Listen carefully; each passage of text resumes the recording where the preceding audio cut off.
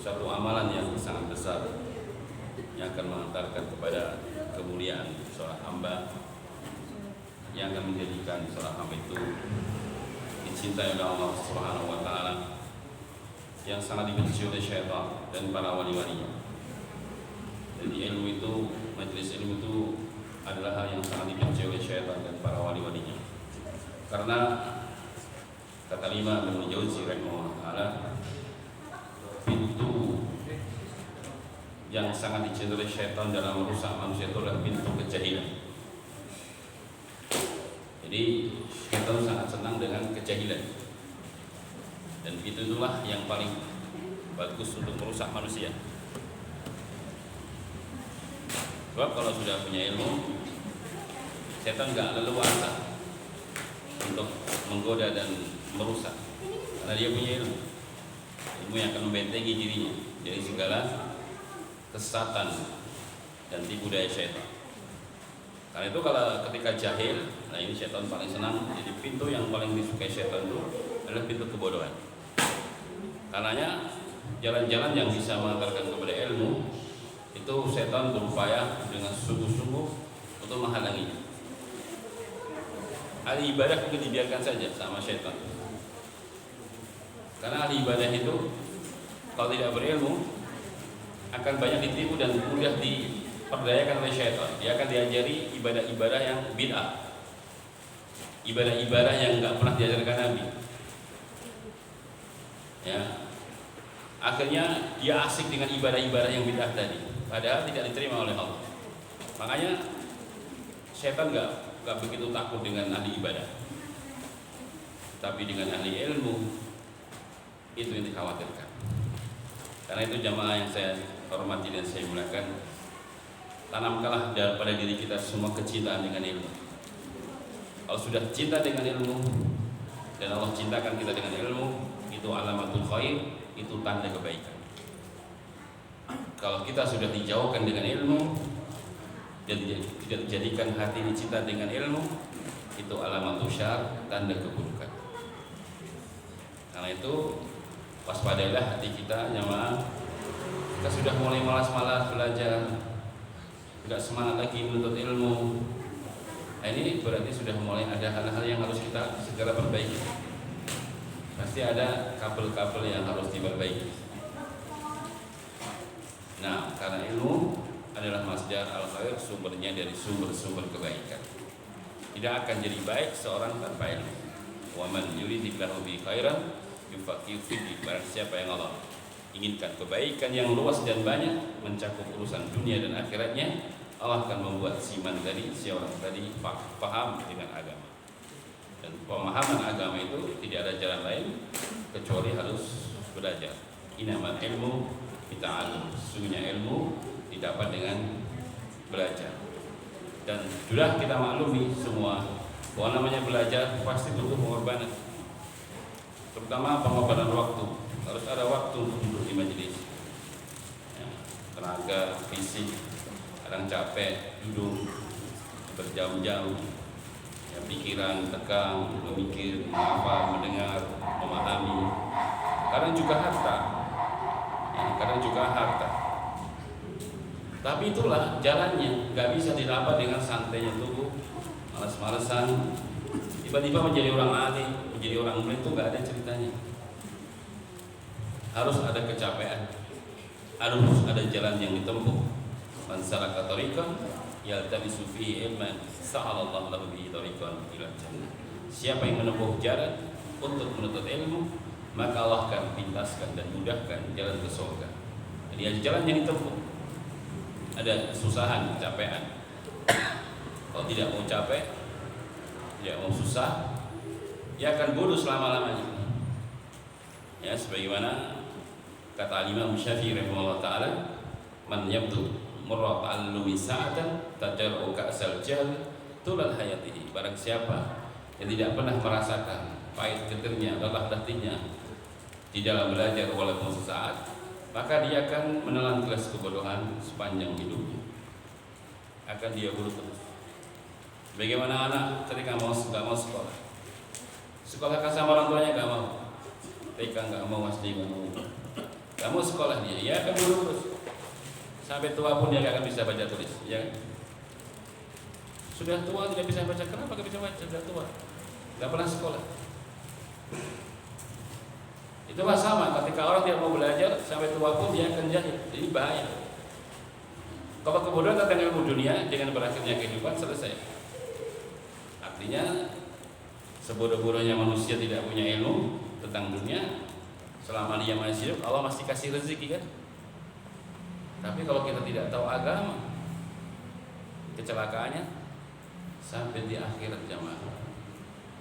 Ya, Allah berfirman, "Walaqad dara'na li jahannama katsiran minal insi wal jin lahum qulubun la yafqahuna biha."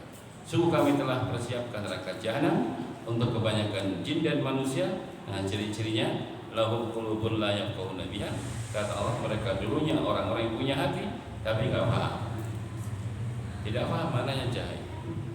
Allah siapkan neraka jahanam. Itulah bahaya kebodohan Bapak Ibu. Karena itu saya menasihati saya pribadi dan jamaah semua untuk mencintai ilmu, senang belajar dan siap susah payah, berkorban waktu, tenaga, pikiran, bahkan kalau perlu harta. Nah, kalau zaman dahulu tuh kalau menjadi alim bangkrut sudah. Man talabal hadis faqad aflas. Siapa yang menuntut ilmu hadis siaplah bangkrut. Ya karena harus safar, meninggalkan kerjaan, biayanya banyak, mahal tinta, kertas mahal, bangkrut sudah. Ya. Nah, kita ini sudah enak ya, ngaji gratis ya. Ustaznya teko dhewe, rotine mambune masyaallah menggoda. Saya terganggu, rotine wangi, mambune perut saya ini belum makan masalahnya. Masya Allah enak sekali, uangnya sedikit pasar, masjidnya mewah, gak bayar ibu nggih. Masih aja gak mau ngaji, dijadain swarga, jalannya enak. Diajak ke surga dengan mudah, semua fasilitas dikasih semua masih gak mau. Ya itulah syaitan dengan segala kepandaiannya menjauhkan manusia dari hal yang mulia. Nah, pada malam ini khusus materi bekal Ramadan dari panitia, kita mencoba secukupnya waktu ya, semoga selesai, tapi akan saya ringkas pembahasan supaya lebih mencakup. Tentu sudah banyak kita ketahui semua tentang Ramadan dengan segala keutamanya. Namun ilmu, sekali lagi ilmu itu semakin diulang, semakin dibacakan kembali, semakin meresap di hati. Jadi tidak ada istilah kata luarsa dalam ilmu. Mungkin kalau film atau sinetron sudah pernah dengar, pernah lihat, diulang lagi bosan. Tapi agama nggak ada ceritanya. Bapak Ibu setiap hari baca Al-Fatihah 17 kali sedikitnya, nggak pernah bosan. Apalagi dibaca dengan baik bacaannya, akan senang mendengar tiap hari 17 kali. Kita nggak pernah merasa bosan. Nah itulah ilmu, menunjukkan Al-Quran betul-betul wahyu datang dari Allah. Karena nggak ada sesuatu bacaan yang dibaca terus nggak pernah bosan, nggak ada, kecuali Al-Quran. Kecuali Al-Quran. Ya bu, apalah cerita cinta, cerita apa komik atau apa, kalau ceritanya katanya bagus sekali udah dibaca 1-2 kali sudah nggak mau lagi membaca. Tapi Al-Quran Masya Allah ya. Rasulullah mengatakan qad ja'akum Ramadan syahrul mubarak, sungguh telah datang kepada kalian bulan Ramadan syahrul mubarak, bulan diberkahi. Kita langsung saja jelaskan. Nabi katakan bulan yang mubarak. Apa itu mubarak? Mana mubarak? Mana diberkahi? Berkah itu maknanya thubutu kasratil khair, yang ingkang dipun sebat mubarak barakah menika tetapnya kebaikan yang banyak. Dan terus keberkahan Ramadan boten-boten telase. Ya, semua sebagian kebanyakan manusia atau kaum muslimin yang pun setengah-setengah porong minggu malah mereteli. Dikira semakin mendekati semakin habis, itu keliru besar. Yang namanya berkah itu tetapnya kebaikan yang banyak, jadi kebaikannya tetap dan bertambah, itu namanya berkah. Makanya kalau mudah-mudahan rezekinya berkah itu maksudnya begitu, rezekinya tambah terus, ya, tidak pernah berkurang, barokah. Itu, iya. Kebaikan di bulan Ramadan itu seperti itu. Bahkan semakin habis, semakin menjelang habisnya, semakin dibuka lagi oleh Allah dengan hal yang lebih banyak lagi. Di mana di sana ada satu malam yang disebut dengan malam Lailatul Qadar. Karenanya kenapa kebaikannya berkah itu? tidak kita manfaatkan sebaik-baiknya, atau hanya sebagian kita ambil saja? Nah, itu tentu ada sebabnya. Tadi karena kejahilan, kaum muslimin itu tidak tahu bahwa Ramadan itu tidak akan pernah habis berkahnya, semakin berkurang semakin bertambah, semakin berkurang harinya semakin bertambah keberkahannya. Itu harus ditanamkan dan diberitahu kepada kaum muslimin agar mereka bisa istiqomah sampai selesai. Itu karena kejahilan, ketidaktahuan. Ya, ketidaktahuan. Nanti kita akan jelaskan apa perusak-perusaknya. Kita jelaskan dulu mana berkah adalah tubutul katsiril khair, tatapnya kebaikan yang banyak. Jadi kebaikannya, keberkahannya nggak akan pernah berkurang. Itu makna daripada syahrul mubarak kata Nabi, bulan yang diberkahi. Nah, kenapa dikatakan bulan yang mubarak Bapak Ibu? Karena bulan itu diturunkannya Al-Quran. Syahrul Ramadan alladzi unzila fihi Al-Quran. Bulan Ramadan, bulan yang Allah turunkan Al-Quran.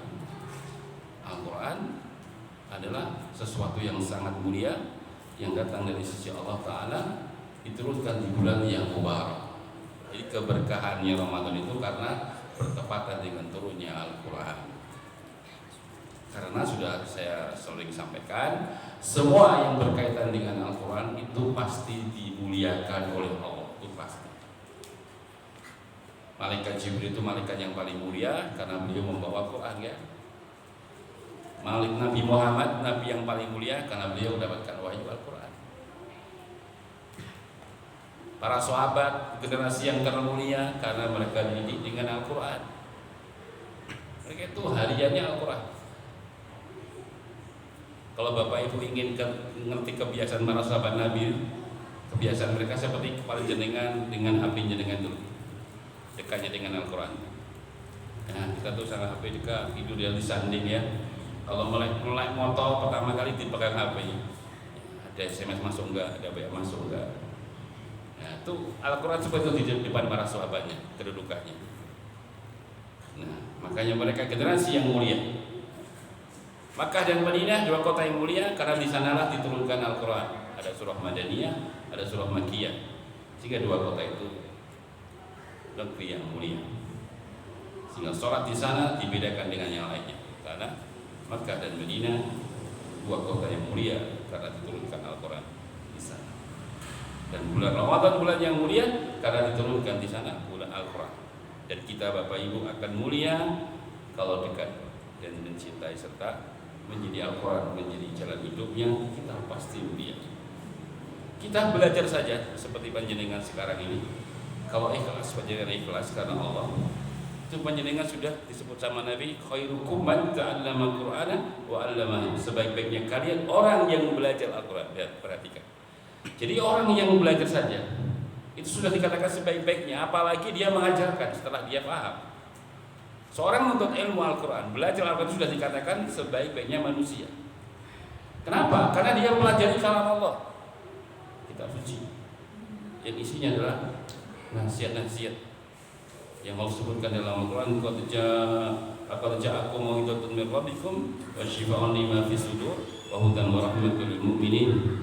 Telah datang kepada kalian wahai manusia mau'izah, nasihat, ya, dari Rabb kalian yang sebagai petunjuk, sebagai syifa, obat lahir dan batin, dan sebagai rahmat bagi orang-orang yang beriman. Ya, nah itu ya dikatakan bulan Ramadan bulan yang mulia, dan kita pun kalau dekat dengan Al-Quran adalah manusia yang mulia. Karena itu semua yang berkaitan dengan Al-Quran mulia. Maka jangan meremehkan para guru-guru TPI yang mengajar anak-anak kita Al-Quran, jangan diremehkan, itu orang-orang yang mulia. Khairukum man ta'allama Qur'ana wa 'allamahu. Sebaik-baiknya kalian orang yang belajar Al-Quran dan mengajarkan. Ya, belajar tafsir seperti ini. Kalau harian kita itu jangan diremehkan, ini pelajaran yang sangat mulia. Mempelajari tafsir Al-Quran. Ya, Masya Allah. Kemuliaannya luar biasa. Ya, orang yang membaca saja tanpa dia ngerti dan faham saja sudah dihargai dengan harga yang tinggi sama Allah. Apalagi dia baca dengan tadabbur, dengan merenungi, mempelajari kandungan-kandungan yang ada dalam ayat-ayat Al-Quran, wah itu tentu lebih istimewa lagi. Membaca saja tanpa dia faham, mengerti artinya, tapi dengan niat dia membaca karena ibadah, itu sudah dihargai dengan harga yang tinggi sama Allah. Ya. Karena itu Rasulullah pesankan kepada umatnya, "Iqra'ul Qur'ana fa innahu ya'ti yaumal qiyamah syafi'an li ashabi." Bacalah oleh kalian Al-Qur'an, karena Al-Qur'an kelak akan datang pada hari kiamat menjadi pemberi syafaat bagi yang membaca. Ya. Nah, ya. Man qara'a harfan bi kitabillah falahu hasanatun wal hasanatu bi asri amsalha. La aqulu alif lam mim harfun walakin alifun harfun lamun harfun mimun harfun. Siapa yang baca kitab Allah, baca saja dengan niat ibadah, yang enggak ngerti artinya apalagi tafsirnya, ya. Maka itu adalah suatu kebaikan kata Nabi, dan kebaikannya dilipat kali 10 kali lipat. Aku tidak mengatakan alif lam mim itu satu huruf, tapi alif satu lam satu mim satu. Harganya sudah tinggi, satu huruf 10. Ya. Maka berkata ruginya kaum muslimin yang membaca Quran, belajar. Nah, kemudian selanjutnya Rasulullah mengatakan iftaradallahu alaikum siyamah. Allah telah mewajibkan di bulan Ramadan itu puasa. Dari kewajibannya saya kira sudah ma'ruf ya di dalam surah Al-Baqarah. Dari tentang kewajibannya, ya ayyuhalladzina amanu kutiba alaikumusiyam kama kutiba alal ladzina min qablikum la'allakum tattaqun. Seru dengan panggilan keimanan, wahai orang-orang yang beriman. Berarti ini memang hanya untuk orang beriman. Karena itu Bapak Ibu, kalau nanti di bulan Ramadan ada orang siang hari dia minum es teh ya, sambil senyum-senyum di warung, dan dia bukan wanita yang sedang haid ya, dia seorang wanita yang beragama Islam atau laki-laki yang beragama Islam, tapi kok minum es teh siang hari, dia bukan orang yang safar, bukan wanita yang sedang haid atau menyusui atau sedang hamil, rasa loro hati. Berarti orang beriman, gitu. Berarti orang beriman. Ternyata justru orang terpanggil berarti kan, kalau jenengan namanya Ibu Tati, iya kan begitu. Kalau namanya jenengan Ibu Indah dipanggil Ibu Tati, minggu buatan. Nah, sama, wahai orang-orang yang beriman, gak minggu berarti memang orang gak beriman kan? Gak usah sakit hati, biasa saja. Iltija aja, inna lillahi wa inna ilaihi raji'un, atau na'udzubillah, gitu aja. Tapi gak usah sakit hati. Memang mereka gak terpanggil. Sebab Allah memanggil hanya wahai orang-orang yang beriman, telah diwajibkan atas kalian puasa, sebagaimana telah diwajibkan atas orang-orang sebelum kalian. La'allakum tattaqun. Ayat ini ada beberapa poin. Pertama, sumber perintah. Sumber perintah datang dari Allah, ya kan? Maka nggak usah ragu, datangnya dari Allah. Perintahnya langsung dari Allah, nggak usah ragu akan kewajiban ini. Ya, yang kedua, hukum perintah wajib, kutiba, telah diwajibkan. Ya, sasaran perintah orang-orang yang beriman, ya ayyuhalladzina amanu, ya, sasaran perintah. Kemudian yang keempat, motivasi perintah. Motivasinya apa? Orang-orang dahulu, ya kan? Wahai orang-orang beriman, telah diwajibkan kepada kamu puasa. Mungkin berat, puasa berat. Allah kasih motivasi, itu juga wajib orang-orang dahulu. Oh, jadi semangat, itu namanya motivasi. Ya. Kemudian target perintah, la'allakum tattaqun, agar kalian menjadi hamba-hamba yang bertakwa. Karena itu, kalau selepas Ramadan tidak jadi takwa, nggak bertambah takwanya, atau bahkan berkurang, nah ini berarti ada masalah di Ramadannya 1 bulan. Karena nggak sesuai target. Targetnya itu la'allakum tattaqun, agar dengan puasa itu kalian menjadi hamba-hamba yang bertakwa. Nah, karena itu Rasulullah pernah mengatakan, disebutkan dalam hadis Jibril ya, syaqiyun abdun, celakalah seorang hamba. Celakalah seorang hamba. Adrahul Ramadan. Ya, tuman sabaqal min falam yuqfalah. Celakalah seorang hamba. Syaqiyun abdun, celakalah seorang hamba. Hamba itu Allah pertemukan dengan bulan Ramadan. Kemudian dia berlalu bersamanya 1 bulan penuh. Namun keluar Ramadan dia enggak diampuni dosa-dosanya. Celakalah orang itu. Nabi katakan, amin. Semoga Allah mengabulkan. Yang berdoa malaikat yang mulia, yang mengaminkan manusia yang mulia. Artinya Jibril mengatakan celakalah seorang hamba yang hamba itu dipertemukan dengan bulan Ramadan, berlalu bersamanya 1 bulan, keluar dari Ramadan enggak diampuni dosanya karena dia enggak puasa. Kalau dia nggak puasa. Padahal Nabi katakan, man shoma ramadhana imanan wa ihtisaban, ghufira lahu ma taqaddama min dhanbi. Barang siapa yang berpuasa di bulan Ramadan, syaratnya 2 saja. Imanan, iman itu maknanya ilmu. Dia bangun puasanya dengan ilmu, bukan dengan perasaan, bukan dengan tujuan-tujuan yang tidak benar. Dia membangun puasanya di atas ilmu. Yang kedua, ihtisaban, ikhlas, berharap pahala kepada Allah. Ghufira lahu ma taqaddama min dhanbi, akan digugurkan dosa-dosanya yang telah lalu. Bayangkan yang telah lalu. Kalau sekarang bapak umurnya 60 tahun yang lalu, digugurkan dosanya semuanya. Insya Allah luar biasa. Jangan main-main keutamaannya ini. Tapi orang ini keluar Ramadan gak diampuni dosa-dosanya. Padahal bulan Ramadan bulan maghfirah, bulan ampunan. Ya. Bulan yang Rasulullah SAW katakan apa? Dibuka pintu-pintu surga. Fihi tuftahu abwabul jannah.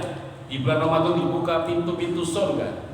Maknanya kata para ulama ada 2. Pertama, makna secara hisiah, betul-betul hakikatnya surga pintunya dibuka semua. Hakikatnya, materinya. Sebagian ulama menafsirkan dibukakan pintu surga maknanya dibuka pintu-pintu kebaikan. Kebaikan akan dimudahkan dan beda dengan bulan-bulan yang lainnya. Dan itu kan bukti kan, orang di bulan Ramadan itu gampang banget berbuat kebaikan. Orang yang biasa nggak pernah sholat subuh jamaah, nanti Ramadan lihat saja, penuh ini nanti Pak. Saya jamin penuh insya Allah. Cuma nggak tahu bertahan berapa hari. Tapi mesti awal-awal penuh kan? Ramadan penuh. Tarawih penuh. Yang nggak pernah ke masjid, semua ke masjid, kaum muslimin ya kan? Karena itu dimudahkan. Ya biasanya bangsawan, bangsanya Tangyawan, ketika Ramadan bangun subuh, ya. Masya Allah, itu keberkahan Ramadan. Orang yang biasa gak bisa bangun subuh, Ramadan bisa bangun. Mau mendengarkan khutbah, mendengarkan pengajian, Masya Allah itu Ramadan. Terbukti kan? Cuma tadi karena tidak berilmu tadi ya, sehingga gak istiqomah. Tidak mampu bertahan di masjid 1 bulan, gak mampu, gak kuat tidak. Baru 1 minggu klepak preteli 1 2 nanti akhirnya tinggalan biasa aja. Akhirnya yang ke masjid tinggal yang biasa-biasa ke masjid ya itu. Yang tadi karena apa? Tidak punya ilmu. Tidak ngerti ilmu, gak ngerti berkahnya bulan Ramadan, bagaimana ampunan Allah, gak ngerti. Ya, akhirnya itu gak pernah istiqomah, gak ngerti. Orang gak ngerti, gak akan bisa istiqomah. Nah, ya dibuka pintu surga dan ditutup pintu neraka. Mananya adalah apa? Kejelekan-kejelekan juga akan mudah ditinggalkan. Terkhusus yang sedang puasa itu lebih mudah lagi. Mau gibah, jangan gibah. Puasa batal. Puasanya nggak batal, cuma nggak ada pahala. Iya nggak ada pahala, nggak ada pahala. Tapi nggak batal. Artinya jadi kan putusan nyawa, putusan kodok sah. Tapi jangan buat pidato pahala. Mau? Sakit sekali. Makanya kalau puasa jangan gibah. Ya. Rasulullah mengatakan man lam yada qaulan zur wa amila bih falaysa lillahi hajatun fi ayyati at'ama wa syaraba. Barang siapa yang tidak meninggalkan ucapan dusta, ucapan palsu, ucapan ghibah dan lain-lainnya, maka Allah enggak butuh dia tinggalkan lapar dan dahaga. Dia dicernoin poso ngeleor, nggak apa, tapi nggak diberi pahala. Kan jangan sampai ghibah, tahan. Ya, kalau merasa nggak bisa nahan, sementara jangan banyak ngumpul-ngumpul, kecuali untuk kebaikan.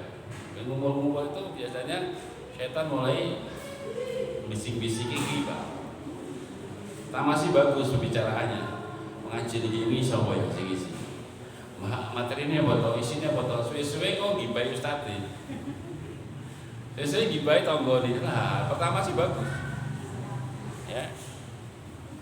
Nah, jangan sampai iman-iman ibu-ibu bapak-bapak kalau ke Ramadan tiba tadi. Siapa yang tidak meninggalkan ucapan dusta atau dia bersumpah dengan sumpah dusta, maka Allah tidak butuh dia meninggalkan lapar dan dahaga. Rubba sha'imin, ya, kadang-kadang seorang berpuasa hadahu bagian dari puasanya itu ya ila jui wal atau kecuali hanya dapat lapar dan dahaga. Hanya dapat lapar dan dahaga. Nah, laisa siyam bukanlah puasa itu hanya sekedar menahan makan dan minum, tapi siyam itu menahan rafath, lagwi wa rafath, menahan lisan dari lagu. Lagu itu ucapan yang sia-sia. Sia-sia saja sudah diperintahkan menjauhi. Sia-sia itu ucapan yang makruh, gak dosa. Cuma kurang manfaat, gak ada manfaatnya, itu disuruh meninggalkan kalau puasa. Warafas itu corok-corok, saru-saru ya, hal yang gak pantas diucapkan. Apalagi itu yang lagu saja, yang sia-sia saja, yang tidak ada manfaatnya tapi tidak berdosa, itu disuruh meninggalkan ya.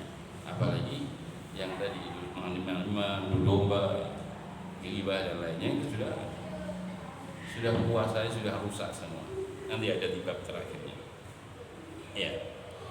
Nah, kemudian kata Nabi Shallallahu Alaihi Wasallam, di antara keberkahan Ramadan, di sana ada satu malam kata Nabi, fihi Lailatul Qadri min alfi syahr, ada satu malam yang lebih baik daripada 1000 bulan. Man khurima khairaha faqad khurim. Siapa yang diharamkan kebaikannya di malam itu, maka sungguh dia akan diharamkan kebaikan yang banyak. Karena itu jangan sampai luput. Tapis saja satu bulan itu atau 10 terakhirnya. Karena Nabi sebutkan dalam hadis turunnya di malam terakhir 10 Ramadan. Sebagian Nabi juga menyebutkan ada di malam 27, paling kuatnya malam 27. Tapi para ulama menyebutkan itu tidak bisa. Bukan suatu kepastian, bisa berpindah-pindah. Mungkin tahun dulu malam 25, mungkin tahun akan datang malam 27, enggak tahu. Jadi pada dengan spekulasi, tapi saja itikaf 10 hari.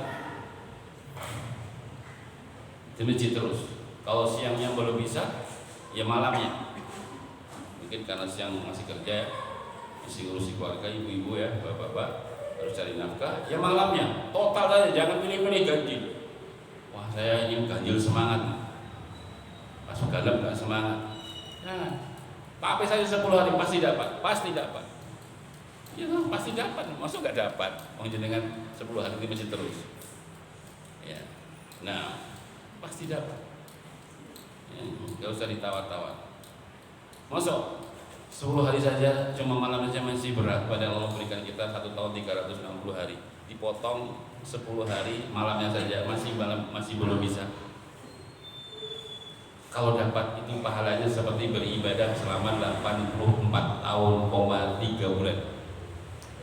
Ibu beribadah 1 malam saja seperti ibadah sepanjang 84 tahun, sekian bulan. Luar biasa. Ya, rugi kalau tidak menghabiskan malam-malam itu. Karena itu Aisyah mengatakan, karena Rasulullah sallallahu alaihi wasallam idza dakhala asr ahya al-laila wa ayqadha ahla wajada wa syada min izarahu. Adalah Nabi sallallahu alaihi wasallam yang cerita istrinya sendiri. Ketika masuk 10 Ramadan terakhir, ahya al-laila, beliau hidupkan malam-malam. Oh, malam dihidupkan terus. Ya, biasanya mungkin beliau tidur di awal malam ya. Tapi kalau sudah 10 ahya al-laila, beliau hidupkan malam. Maknanya apa? Beliau isi malam-malam beribadah.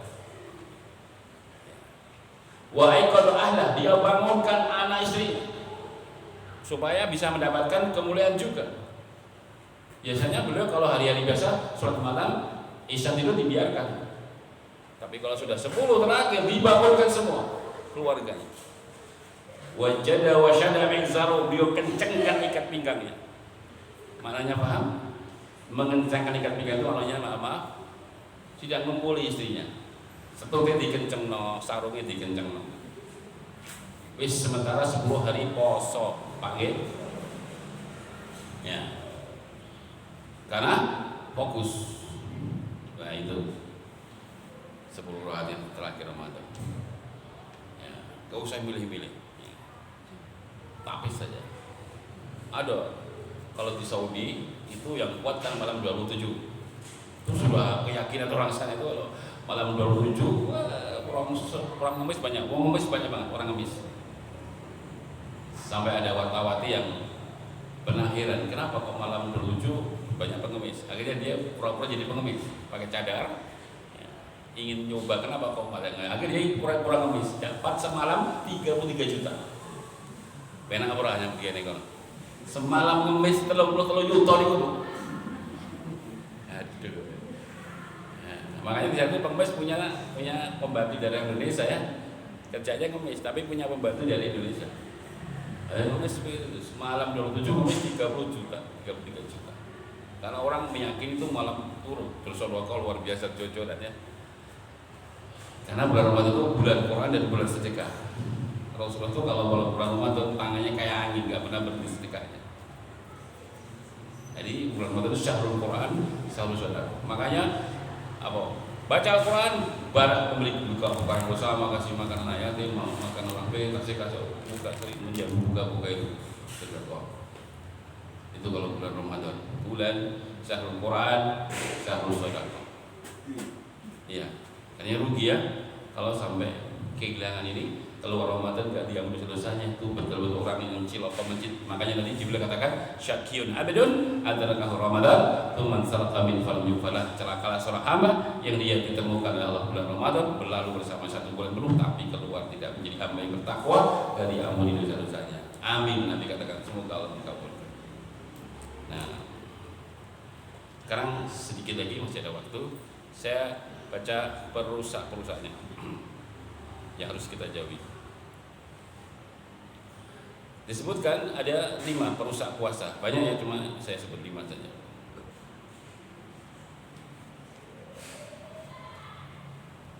Yang pertama al-amal bila ilmi tadi. Beramal tanpa ilmu. Beramal tanpa ilmu itu adalah suatu kerusakan. Disebutkan oleh Al-Imam Ibnu Qayyim, anal amila bila ilmin kasair bila dalil. Orang yang beramal tanpa ilmu itu seperti orang yang berjalan tidak punya penuntun, gak ada yang arahkan, gak tahu jalan. Orang gak tahu jalan, gak punya penuntun. Itulah gambaran orang yang beramal tanpa ilmu. Ya, kenapa? Karena Allah Ta'ala itu memerintahkan kita untuk beramal dengan ilmu, bukan tanpa ilmu. Tidak boleh beramal dengan perasaannya. Oh, perasaan saya itu begini lebih bagus daripada begitu. Tidak boleh. Beramal dengan apa? Hawa nafsunya, kesukaan dirinya. Beramal dengan taklid, membebek, membiu. Tidak diperintahkan oleh Allah. Allah perintahkan kepada kita untuk apa? Wala taqafu ma laysa laka bi ilm. Kau jangan berhenti dengan satu amal yang kau tidak memiliki dasar ilmunya. Jadi Allah melarang kita beramal dengan kebodohan, tapi harus ada sumber dasar ilmunya. Ya, begitu. Wa ma umiru illa liya'budullaha mukhlishina lahuddin. Dan tidaklah mereka diperintah, perhatikan. Tidaklah mereka diperintah, berarti semua ibadah harus ada sumber perintahnya. Ya. Harus ada sumber perintahnya. Gak boleh orang beramal gak ada perintahnya terus minta balas sama Allah. Dan memang aku dulu perintahkan enggak? Ya, jangan minta kepada aku, mintalah kepada siapa yang perintahkan kamu beribadah dulu. Ibadah itu harus ada sumber perintahnya. Kalau nggak ada perintahnya, kau harus dilaksanakan, itu bukan ibadah. Nabi katakan man amila amilan laisa alaihi amruna fa huwa raddun. Barang siapa yang beramal dengan satu amal yang tidak aku perintahkan, yang tidak kami ajarkan, tidak kami perintahkan, fa huwa raddun, amal itu mesti terbalik, tidak dikembalikan, tidak diterima. Karena itu orang yang beramal tanpa ilmu itu sia-sia. Seperti orang yang melakukan safar, pergi panjang, tapi rangselnya, tasnya diisi pasir sama kerikil. Hanya memberi beban saja, tidak di perjalanan, hanya nambah berat saja, gak bermanfaat, mengisinya cuma pasir, gak diisi dengan bekal makanan dan lainnya. Itulah gambaran orang yang beramal tidak pakai ilmu. Tidak pakai ilmu. Di akhirat nanti sia-sia. Mungkin protes ya. Allah jawab, inna sam'a wal basara wal fu'ada kullu ulaika kana mas'ula. Dan dulu kan aku beri kau pendengaran, aku beri kau penglihatan, aku beri kau hati, pendengaran untuk mendengar ilmu, penglihatan untuk membaca ilmu, hati untuk memahaminya. Itu kemana dulu sepanjang hidupmu? Kalau tiga itu tadi tidak waras semua, mungkin ya, telinganya tuli, nggak bisa dengar, matanya nggak bisa melihat, hatinya nggak waras. Ada alasan diterima oleh Allah alasannya. Oh ya sudah, Allah kasih ujian langsung di akhirat nanti.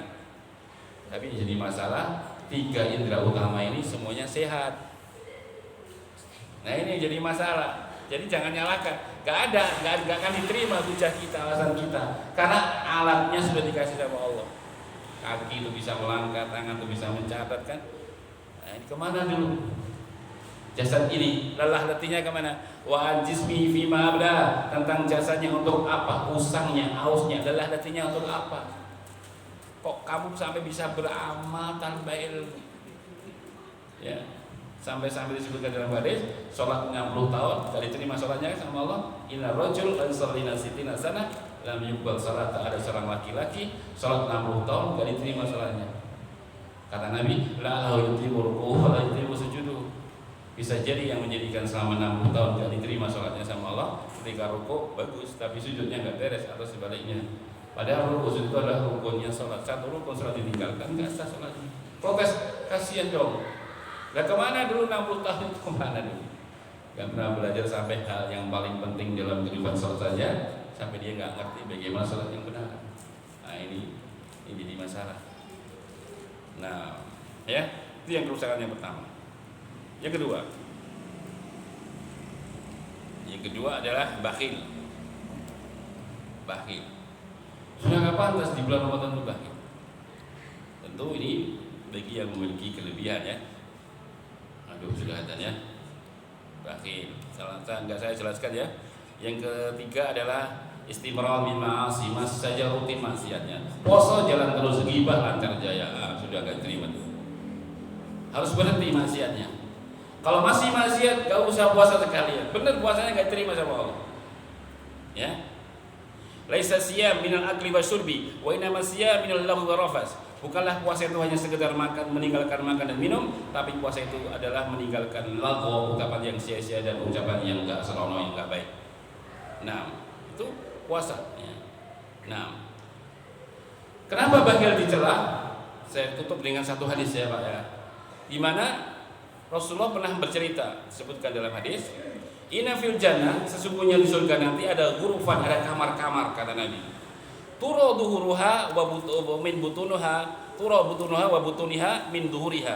Dari dalamnya bisa tembus ke luar, dari luarnya tembus ke dalam. Ini kamar-kamar yang sangat indah sekali, sehingga tembus pandang keindahannya. Terus, sebentar ya, sabar. Kemudian kata orang Arabi, orang Badui, tanya dia, faqala Arabi, liman hiya ya Rasulullah? Kamar-kamar yang indah itu nantinya untuk siapa ya Rasulullah? Siapa calon pemiliknya? Saya baca Ibu, semoga Bapak Ibu memiliki ciri-ciri ini. Kalau tidak punya, miliki. Kata Nabi, liman atobal karam. Kamar-kamar yang indah di surga itu wahai Badui, untuk orang-orang yang baik. Tutur katanya, ya, tutur katanya indah baik. Ya, kata dia, ataupun orang seneng gibah, orang seneng nyatu, orang seneng namimah. Kalau bicara baik, tasbih, tahlil, tahmid, nasihat, mengingatkan kebaikan, insyaallah itu namanya atobal kalam, kata Nabi. Itu calon-calon penghuni orang yang dulu ketika di dunia baik, tutur katanya satu. Yang kedua kata Rasulullah SAW adalah amal ta'am, orang yang suka memberi makanan. Lihat tadi, mau Ramadan. Sekarang masalah ada jual beli online, tinggal aja Ustaz Abu Hadi kasih aja, kirim Pak, satu tepung penuh, kirim. Dari mana Pak? Dari hamba Allah. Kalau ingin disebutkan dari hamba Allah, sudah selesai. Kalau ingin disebutkan nggak apa-apa, supaya timbul rasa dari Pak Sigit, alhamdulillah saya mulai mencintai, sebab beliau kasih hadiah saya. Karena kasih hadiah itu akan saling mencintai, maka boleh sebutkan namanya supaya apa? Itu hadiah bukan sedekah. Kalau masukkan kotak masjid nggak usah dikasih tulisan jenengi, Tapi kalau ngasih makanan, kalau itu untuk supaya hadiah bisa disebutkan bukan ingin riak, tapi supaya ngerti yang kita kasih hadiah supaya saling mencintai. Tahadu tahabu kata Nabi. Saling beri hadiah kalian saling mencintai. Sebentar lagi, tinggal sedikit lagi. Yang ketiga ada usia mendawamkan puasa, istiqomah puasanya, jangan putus-putus di jalan. Yang terus istiqomah puasa Ramadannya nggak pernah putus, ya akan mengembali surga. Yang terakhir wassalat lillahi billaili wa nasiyam. Yang keempat ciri-ciri mereka adalah orang yang sholat malam. Ya itulah sholat tarawih ya, sholat malam. Maka itulah 4 yang disebutkan. Kenapa bakhil termasuk perusak puasa? Karena akan kehilangan kesempatan dapat kamar-kamar indah di surga. Semoga bermanfaat. Subhanakallahumma wa bihamdika asyhadu an la ilaha illa anta astaghfiruka wa atubu ilaik. Assalamualaikum warahmatullahi wabarakatuh.